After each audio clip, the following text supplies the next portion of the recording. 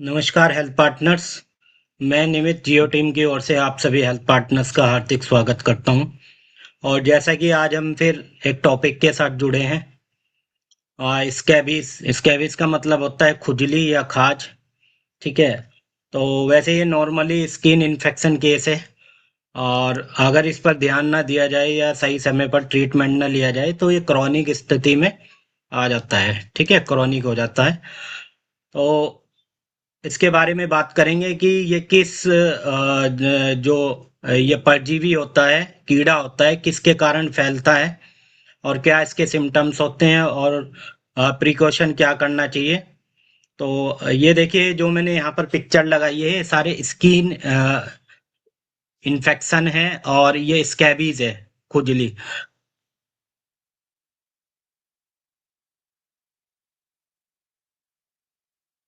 तो what is scabies? Scabies होता क्या है, खुजली होती क्या है? Scabies is a skin infection. ये एक त्वचा की खाज का की खुजली है जो एक सार्कोपेप्टिस स्कैबीज कीड़ा होता है, माइट्स होता है। तो उसके कांटेक्ट में आ जाने से ये बॉडी पर अंडे देने लगता है। जो स्किन की अपर त्वचा होती है, मतलब अपर एपिडर्मिस होती है, तो वहां पर ये बैठ जाता है और वहां पर अपना अंडा छोड़ने लगता है। अंडा छोड़ने के बाद अंडे से लार्वा निकलता है। ये जो लार्वा वाली स्थिति होती है ये इसके लाइफ साइकिल में आती है। ठीक है। वहां पर अंडा छोड़ेगा, अंडा अंडे से फिर लार्वा निकलेगा और वहां पर बहुत सारे बच्चे पैदा कर देगा। तो फिर बॉडी में धीरे धीरे एंटर कर जाता है और फिर सिम्टम्स स्टार्ट होने लगते हैं। तेजी से खुजली लगना, रेडनेस होना, जैसे आप यहाँ पर पिक्चर में भी देख पा रहे हैं। तो यहाँ पर ऑल ओवर बॉडी में, एब्डोमेन पे देख रहे हैं आप यहाँ पर कि ईचिंग और स्कार और पैप्यूल्स बने हुए हैं। और यहाँ फिंगर के बीच में देख सकते हैं आप, मेटाकार्पल जो फिंगर है इसके बीच में। और फिर यहाँ आप की कोने में जो बच्चे की स्किन है, यहाँ पर देखिए पैप्यूल्स बने हुए हैं, ब्लिस्टर भी बने हुए हैं। मतलब इसमें हल्का फुल्का पानी भी है। और ये इतनी तेजी से फैलता है कि अगर इसके इस बच्चे के कांटेक्ट में या ऐसे व्यक्ति के कांटेक्ट में कोई भी पर्सन आ जाए तो ये कम्युनिकेबल डिजीज कहलाता है। मतलब एक इंसान से दूसरे इंसान में ये फैल सकता है। अब बात करेंगे type of scabies. Type of scabies में पहला होता है टाइपिकल। देखिए इसमें क्या होता है कि पेशेंट जो है 10 से 15 दिन के अंदर उसकी बॉडी पर जो है फीमेल माइट्स बैठ जाते हैं और वो अपना अंडा देना स्टार्ट कर देता है। ठीक है। लेकिन लेकिन क्या होता है कि स्टार्टिंग में सिम्टम्स नहीं आते हैं। तो ये पहला टाइपिकल है। दूसरा है ए टाइपिकल। इसमें क्या होगा, crusted formally known as the Norwegian. मतलब ये नॉर्वेजियन जो होता है ना, ये एक प्रकार के चूहा होता है। तो चूहे के कांटेक्ट में अगर कोई आ जाए, ठीक है, चूहा पहले, जो चूहा है, चूहे के कांटेक्ट में कौन आया, पहले माइट्स आया, स्कैबीज आया। और स्कैबीज ने वहां पर बहुत सारे अंडे दे दिए। हो सकता है 2 मिलियन माइट्स जो है उसकी चूहे की स्किन पर बैठ गए। अब जब उस चूहे के कांटेक्ट में ह्यूमन पर्सन या कोई व्यक्ति आ जाता है तो उसको भी स्कैबीज हो जाता है। अगर इस केस में अगर ध्यान ना दिया जाए तो ये क्रॉनिक कंडीशन, या फिर ट्रीटमेंट सही समय पर नहीं लिया जाए तो ये बहुत ज्यादा क्रॉनिक स्थिति हो जाती है और हाईली कम्युनिकेबल भी हो जाता है। कि मतलब ये तेजी से किसी भी व्यक्ति में फैल सकता है। फिर लाइफ स्टाइल की बात करेंगे। लाइफ साइकिल ऑफ स्कैबीज, जो मैंने अभी आपको बताया कि एडल्ट जो प्रेग्नेंट फीमेल होती है, तो जो ये माइट्स होते हैं ये transfer to the skin, skin की अपर लेयर पे, जिसे डर्मिस बोलते हैं, वहां पर बैठ जाते हैं और वहां पर अंडे छोड़ने लगते हैं। और फिर ये माइट्स क्या करते हैं, ट्रेवल स्किन की त्वचा के अंदर एंटर करके ट्रेवल करते हैं और 2-3 अंडे वहां पर डेली ये बनाते रहते हैं। तो एग जो होगा, फिर एग से लार्वा निकलेगा, लार्वा लिम्फ बोलते हैं जिसे। ये 17 दिन में की साइज, अपने साइज में बढ़ जाते हैं। और वहां पर फिर स्कैबीज के बहुत सारे अंडे या फिर बच्चे बोल सकते हैं, तो वहां पर जमा हो जाता है। तो इस प्रकार से ये स्किन में एंटर करके अपने अंडे पैदा करके पेशेंट को फिर खुजली या ईचिंग ऐसे सिम्टम्स पैदा करते हैं। तो हाउ इज स्कैबीज स्प्रेड? देखिए कि स्कैबीज कैसे फैल सकता है। By direct contact with skin to skin contact. ठीक है। अगर कोई इन्फेक्टेड पर्सन है या उसको पहले से कुछ ईचिंग प्रॉब्लम हो रही है, तो अगर उसके कांटेक्ट में कोई व्यक्ति आ जाए तो उसको भी स्कैबीज हो सकता है। और या फिर बाथिंग या फिर बैक रब्स या फिर अप्लाई लोशन, ठीक है। कोई ऐसा लोशन है जो किसी व्यक्ति ने लगाया है, ठीक है। जैसे कि नॉर्मली जो लोशन होते हैं, मॉइस्चराइजिंग लोशन, वो गलती से इन्फेक्टेड पर्सन ने लगा लिया और घर में किसी और व्यक्ति ने भी उस लोशन के कांटेक्ट में आ गया, तो तब भी ये फैल सकता है। अब इनडायरेक्ट जो कांटेक्ट होता है उसमें, जैसे कि हम कि जो हमारे टॉवल्स होते हैं हम लोगों के साथ घर में फैमिली के साथ शेयर करते हैं, या फिर बेड शीट होती है उस पर गलती से जो इन्फेक्टेड पर्सन है वो लेटा हुआ है घर में ही, और हम भी उसके कांटेक्ट में आ जाए तो स्कैबिस फैलने लगता है। तो रिस्क देखिए, रिस्क क्या है कि इन्फेस्टेशन मतलब कि किनको कि स्कैबिज होने का खतरा रहता है। देखिए, जो व्यक्ति वर्क करते हैं इंस्टीट्यूशन सच एज एग्जाम्पल, जैसे कि जेल, जेल में सबसे ज्यादा जो कैदी होते हैं उनको स्किन इन्फेक्शन सबसे ज्यादा होता है, क्योंकि साफ सफाई का ध्यान नहीं रखा जाता, ठीक है। या फिर कि घर पर जो घर पर रहने वाले जो व्यक्ति होते हैं, अगर तौलिया या कोई भी कपड़ा शेयर कर रहे हैं तो वहां से भी स्कैबिस फैलने की क्षमता होती है।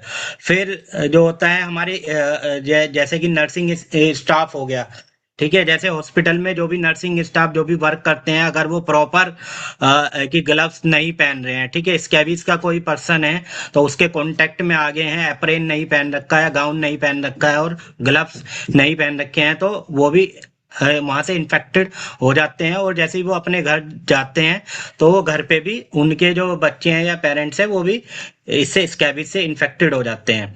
People who live in the crowd area, ठीक है, जो लोग जैसे कि एग्जाम्पल है ट्रेन, ठीक है, ट्रेन में लोकल पैसेंजर में बहुत सारी भीड़ होती है, ठीक है। गलती से कोई ऐसा व्यक्ति है जो वहां पर चढ़ा हुआ है, सफर कर रहा है गाड़ी में, अगर उसके कांटेक्ट में कोई आ जाए तो उसको भी स्कैबिस हो जाता है। या फिर इम्यूनिटी, ठीक है, इम्यूनिटी मतलब कि हम कहीं सफर में जा रहे हैं, हम खा पी करके नहीं गए और ऐसे व्यक्ति के कांटेक्ट में आ गए तो हमें एकदम स्कैबिस जो है वो तेजी से फैल फैल सकता है। और अब बात करते हैं इंक्यूबेशन पीरियड की, सिम्टम्स कितने दिन में आएंगे? 4 से 6 हफ्ते लगते हैं, ठीक है। 4 से 6 हफ्ते में जो है इसके कि स्कैबिस के सिम्टम्स आ सकते हैं, ठीक है। इन्वायरमेंटल कांटेक्ट में जैसे बेडिंग होगी, क्लॉथिंग होगी, ये सभी इन कपड़ों के कांटेक्ट में भी आने से, और विद इन 1 to 4 डेज में सिम्टम्स स्टार्ट हो जाएंगे एटाइपिकल स्कैबिस में। अब इसके भी सिम्टम्स क्या होते हैं? रैशेस, स्मॉल रेड बम्स बन जाएंगे, जो मैंने आपको दिखाया है पिक्चर में, गोल गोल दाने दाने बन गए, उसमें लिक्विड भर गया, और पैप्यूल्स पिंपल लाइक वहां पर दाने बन जाएंगे और उसके कारण रैशेस होने लग जाए। वेसिकल्स मतलब ब्लिस्टर लाइक रैशेस हो जाएंगे, एक लाइन सी खिंच जाती है जिसको बोरो बोलते हैं, तो उसमें क्या है कि उसमें वहां पर ज्यादा ईचिंग होती है।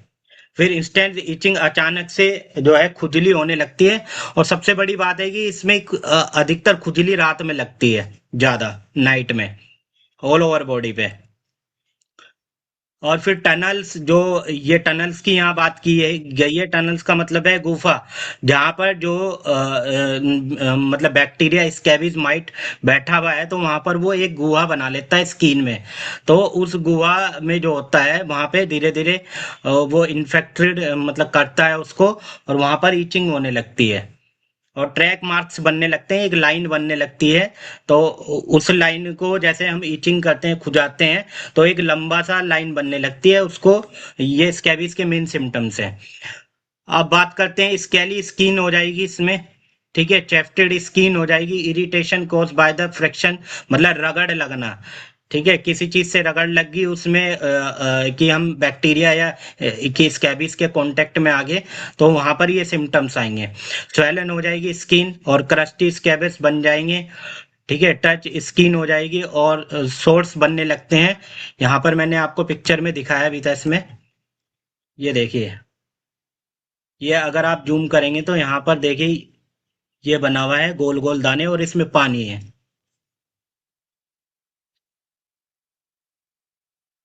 और सेकेंडरी बैक्टीरियल इन्फेक्शन और स्कारिंग। ठीक है, सेकेंडरी बैक्टीरियल इन्फेक्शन मतलब पेशेंट को देखिए स्कैबीज के साथ पेशेंट को फंगल इन्फेक्शन भी हो सकता है। ठीक है, और कभी कभार देखा गया है हमने फंगल इन्फेक्शन भी है और साथ में स्कैबीज भी है। इसलिए सेकेंडरी बैक्टीरियल इन्फेक्शन जिनको हुआ है तो उनको भी ये हो सकता है स्कैबीज। और देखिए आप साइट की बात करते हैं, साइट में कहाँ कहाँ अगर ईचिंग हो रही है तो हम पता लगा सकते हैं। हाँ, ये 100% स्कैबीज है। रिस्ट हो गया, फिंगर वेब्स हो गया, एल्बो और स्किन फोल्ड हो गया, अंडर ब्रेस्ट हो गया, वेस्ट लाइन हो गया, लोअर एब्डोमन हो गया और जेंसल प्राइवेट एरिया हो गया। ये देखिए ये साइट जो है इसके पिक्चर बना हुआ है, साइट में कहाँ कहाँ पर ये स्कैबीज के सिम्टम्स आते हैं।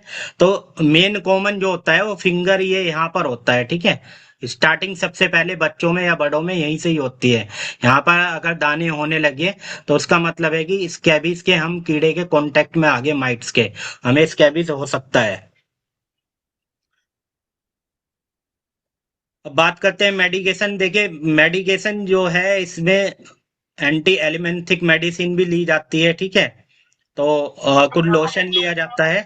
लेकिन लोशन को यूज करने का अलग अलग तरीका नहीं है, एक ही तरीका है लोशन को बच्चों में भी और बड़ों में भी, लेकिन बहुत सेफ्टी से लोशन अप्लाई किया जाता है क्योंकि सिंगल एप्लीकेशन यूज होता है। उसका मतलब कि गर्दन से नीचे नीचे एक बार पूरी बॉडी पर एक ट्यूब लगानी है या बच्चे के लोशन लगाना है प्राइवेट पार्ट को छोड़ करके।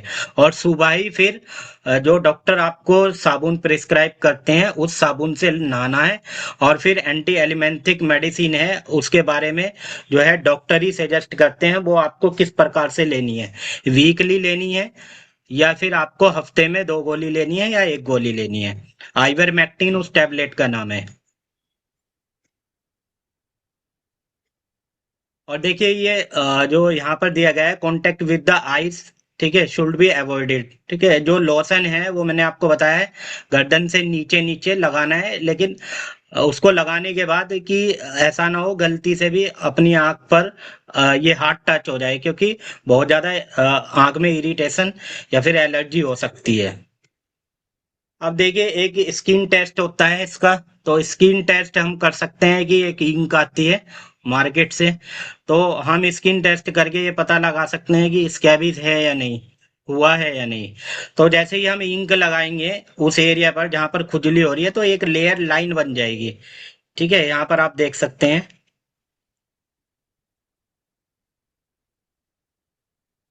ये देखिए पर जो लाइन होगी वो डार्क लाइन होगी, बिल्कुल कलर उसका जो है आपको दिखेगा और वहां पर एक आपको ऐसा लगेगा जैसे कि कीड़ा रेंग रहा है। ठीक है,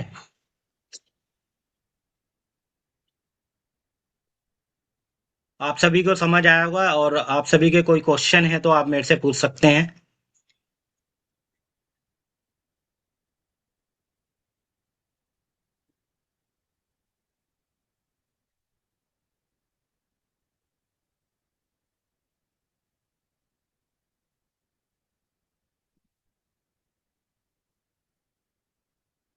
सभी हेल्प पार्टनर से रिक्वेस्ट है, अगर आपका कोई डाउट या कोई क्वेश्चन है तो आप मेरे से पूछ सकते हैं। जी सर, कलाम क्लिनिक गोरखपुर यूपी से सरफराज हैं। जी डॉक्टर सरफराज अहमद जी, कैसे हैं आप, बताइए सर। ये जो आप तो स्किन के लिए बता दिए, हेयर्स के लिए जो इचिंग होती है, वो उस इचिंग का क्या कंडीशन होता है? उसमें हेयर्स बहुत ज्यादा गिरते हैं पेशेंट का, और उसको रिकवर करने में बहुत ही दिक्कत होता है। इसके लिए क्या करना चाहिए हमें?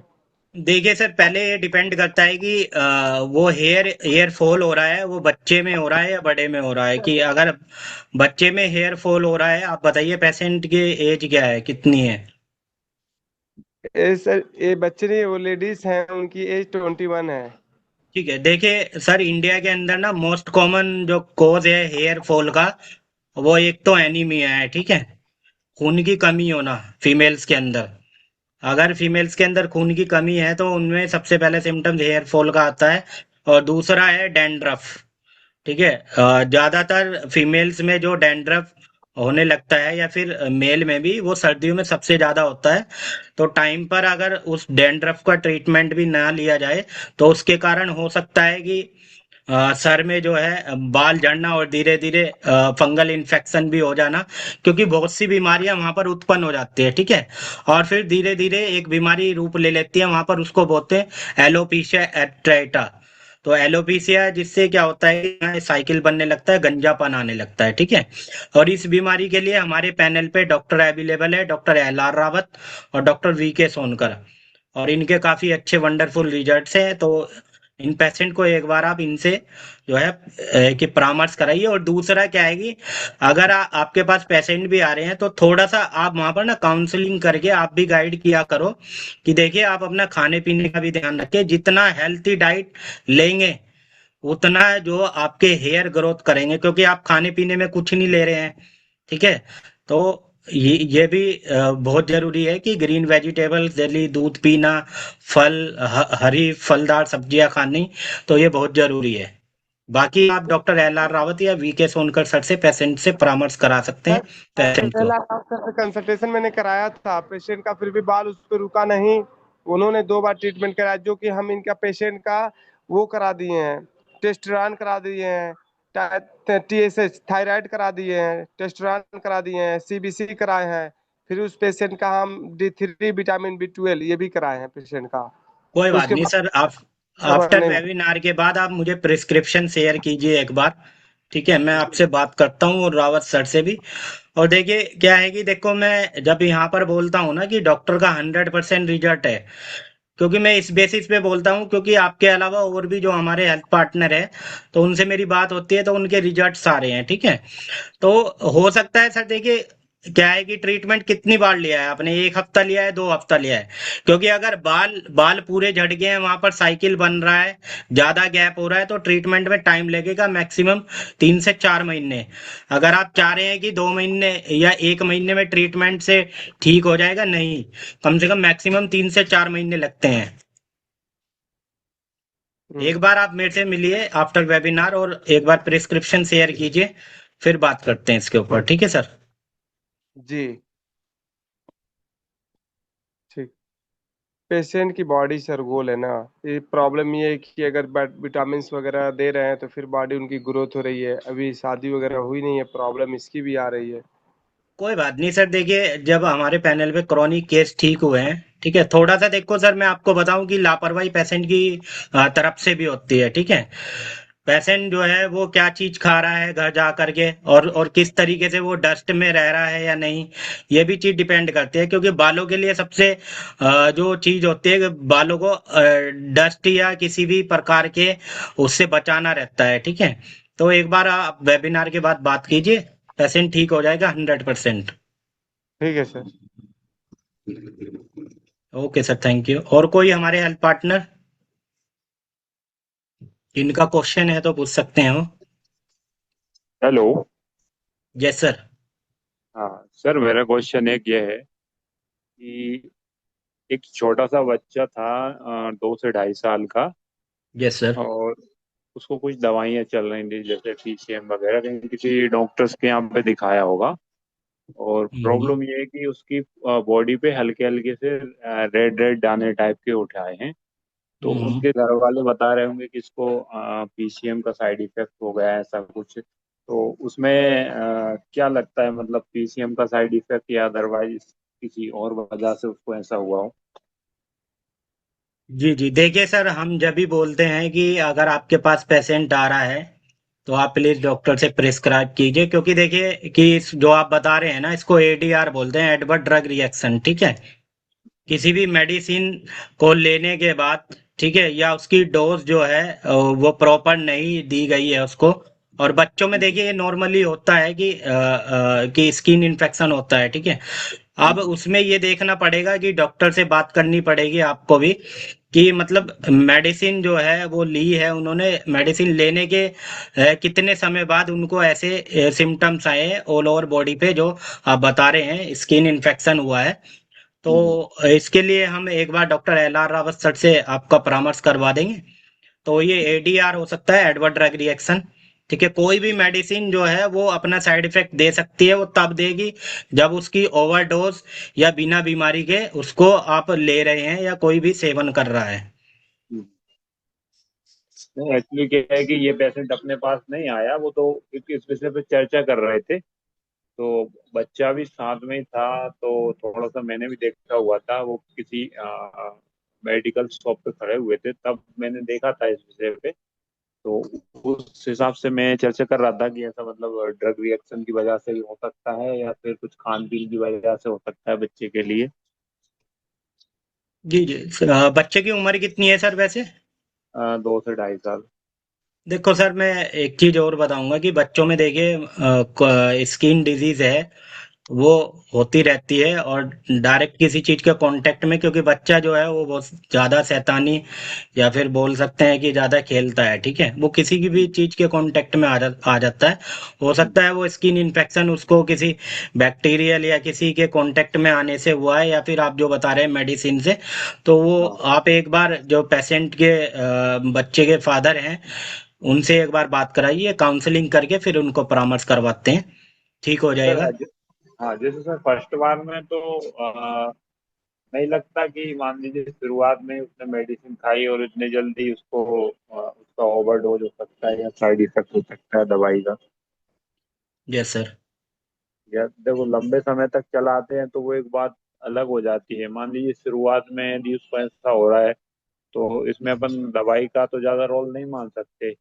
वो नहीं सर शायद। देखिए, दवाई का रोल नहीं मान सकते, लेकिन हो भी सकता है, क्योंकि हम अधिकतर बच्चों के केस में हम सभी अपने हेल्थ पार्टनर को यही बताते हैं कि आप बच्चे का कोई भी केस हो या कोई भी आपके पास केस आ रहा है, तो प्लीज उसको डॉक्टर से परामर्श करवा कर ही आप जो है मेडिसिन प्रिस्क्राइब करें, क्योंकि बच्चों के केस में बहुत ज़्यादा सेफ्टी से मेडिसिन दी जाती है, क्योंकि पैरासीटामोल भी एक सिंगल ओनली पैरासीटामोल जो है वो देने का तरीका होता है कि बच्चे को कितनी बूंद दी जा रही है, कितना उसको ढक्कन दिया जा रहा है, वो प्रॉपर डॉक्टर की एडवाइस के। क्योंकि क्या है कि पैरासीटामोल जो है साइड इफेक्ट अपना दे देती है अगर उसको ओवरडोज दिया जा रहा है, ठीक है। या मान के चलिए पेशेंट बच्चे को देना है 4 बूंद एक ही पैरासीटामोल की, और हम दे रहे हैं 8-10 बूंद, क्योंकि वो ओवरडोज हो जाएगी और धीरे धीरे लीवर पे भी इफेक्ट करेगी, किडनी पर भी। इसलिए बच्चों को जो है परामर्श करवाइए, क्योंकि एमडी पीडियाट्रिक हमारे पैनल पे काफी अच्छे डॉक्टर हैं, डॉक्टर शिवा खुराना मैम है, डॉक्टर आदित्य वेदी है, नए डॉक्टर आए हैं, डॉक्टर ओमकार सिंह पांडे है। तो काफी पीडियाट्रिक डॉक्टर हैं। कोई ऐसा पेशेंट आपके पास आता है, बच्चा आता है, तो आप डॉक्टर से परामर्श कराकर ही उनको मेडिसिन प्रिस्क्राइब करें। वो तो क्या सर, अपने पास आए नहीं हुए थे, वो तो एक अपन चर्चा ही कर रहे थे इस विषय पे कि मतलब ऐसा एक अंदाजा, मतलब ये इस वजह से हो सकता है या नहीं। इसलिए जी जी, मैंने ये कोई बात क्वेश्चन नहीं किया सर। हुआ जब था। पेशेंट आ जाएंगे, डॉक्टर रविंद्र कुमार, आप हमेशा मुझे फोन करते हो, जब पेशेंट जी आ जाएंगे तो पेशेंट के जो फादर हैं या मदर हैं उनसे बात करवाना, क्योंकि काउंसलिंग करके देखो, बात करके और भी चीजें निकल के आती है। ऐसा जी नहीं है कि वो मेडिसिन से ही हुआ है, हो सकता है किसी बैक्टीरिया के कांटेक्ट में आने से हुआ है, क्योंकि छोटे बच्चे में देखा होगा आपने, डायपर पहनने से भी एलर्जी हो जाती है। तो इसलिए हाँ पेशेंट के पेरेंट्स जो हैं उनसे एक बार बात कराइए आप, फिर बात करते हैं, ठीक है सर। हाँ। क्या है कि उन्होंने शायद बताया था, मतलब मार्केट में मिले हुए थे, किसी पेडिट्रिशियंस को ही दिखाया था, ऐसा भी नहीं है। जी जी। बट पता नहीं किस वजह से ऐसा हुआ है। तो ज्यादा मेरी बात भी नहीं हुई थी उनसे, तो मुझे लगा कि एक बार इसको यहाँ पे भी डिस्कस किया जाए, इसलिए मैंने ये क्वेश्चन कर लिया था। जी जी, कोई बात नहीं सर। कांटेक्ट में तो आपके हैं ना वो, उनसे आप बात करवाइए, और जब भी ऐसा पेशेंट आपके पास है तो आप बात करवाते हैं, लेकिन इस केस में आपने बात नहीं करवाई है मेरे से ना, तो एक बार आप जी बात करवाइए और फोटो खींच करके आप मुझे शेयर कीजिए तुरंत, तो फिर मैं आपसे कांटेक्ट करता हूँ फिर। जी जी ठीक है सर। जी। Okay sir, thank you. और कोई हमारे हेल्थ पार्टनर जिनका क्वेश्चन है?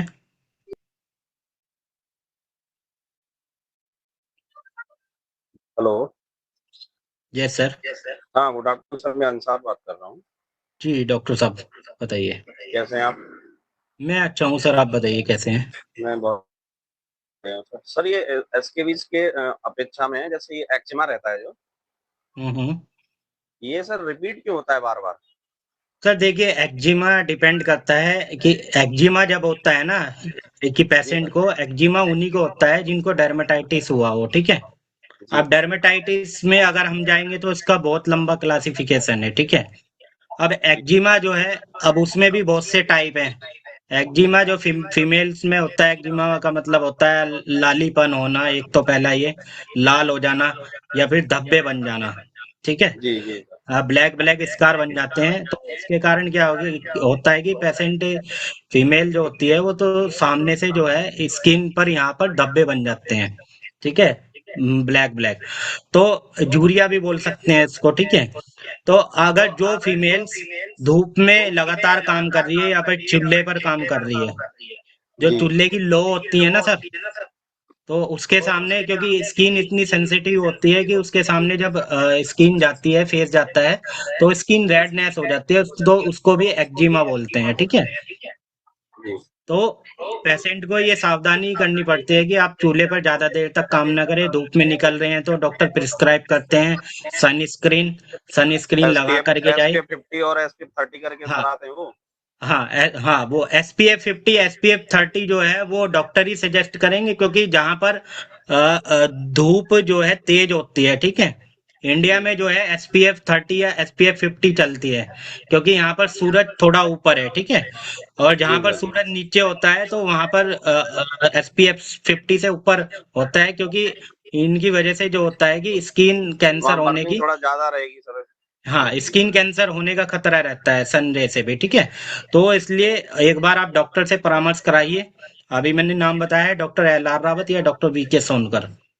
जी तो जी काफी केस जो आपने बताए हैं एक्जिमा के, तो वो ठीक हुए हैं। अब उसमें ये देखना है कि उसमें सेकेंडरी इन्फेक्शन तो नहीं है डर्मेटाइटिस का, वो भी देखना है। एक बार आप फोटो जो है लेकर के वो शेयर कर देना एक बार, या फिर पेशेंट से बात करवा देना, फिर आप डॉक्टर LR रावत या VK सोनकर सर से परामर्श कराएं सर। फिर। एक और सवाल था थोड़ा, जैसे पेशेंट डायबिटिक है, जय सर।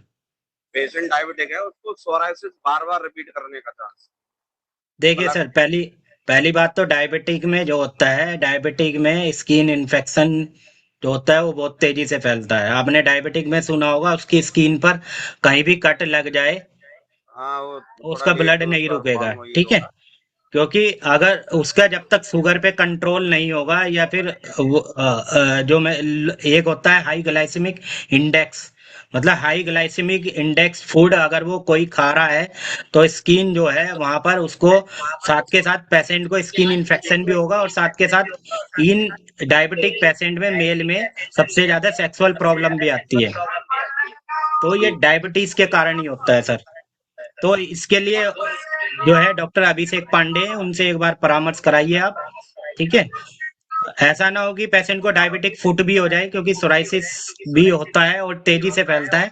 और ऐसा नहीं है कि इसका 100% ट्रीटमेंट है, लेकिन ट्रीटमेंट जब है जब वो डायबिटिक की मेडिसिन लेगा और दूसरा अपना लाइफ स्टाइल मॉडिफिकेशन करेगा। लो लो ग्लाइसेमिक इंडेक्स मतलब ऐसी चीजें खाएगा जिसमें शुगर की मात्रा कम हो, स्टार्च की मात्रा कम हो, तो तब जाकर के उसका शुगर कंट्रोल होगा और स्किन इन्फेक्शन भी ठीक होगा। अच्छा अच्छा। ठीक है sir, thank you. Okay sir, welcome sir.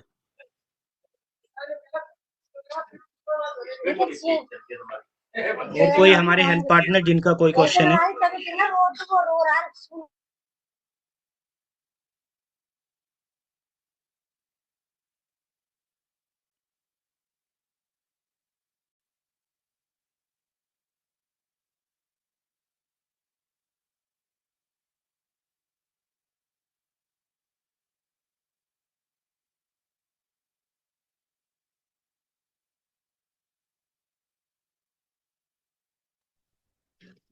Hello sir.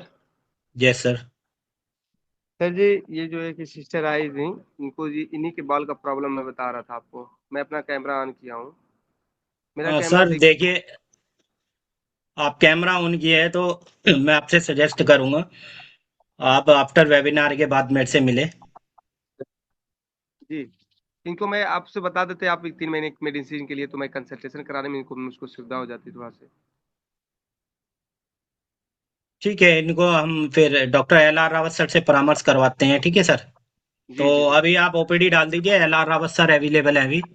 जी 100% इनको रिजल्ट मिलेगा, ठीक है। जी जी। और खाने पीने का ध्यान रखिए बस पेशेंट। और 100% रिजल्ट मिलेगा इनको। जी।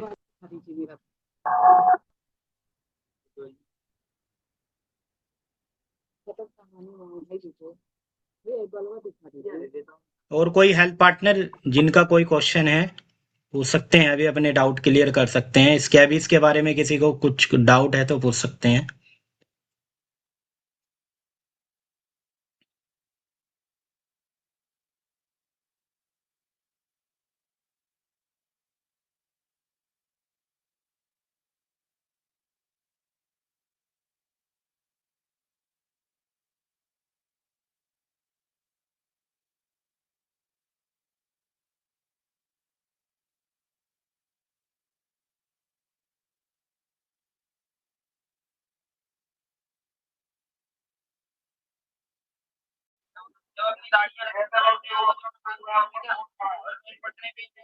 आई थिंक किसी का मैम अब कोई क्वेश्चन नहीं है। तो आज के लिए इतना ही काफ़ी, और नेक्स्ट टाइम फिर जुड़ेंगे न्यू टॉपिक के साथ।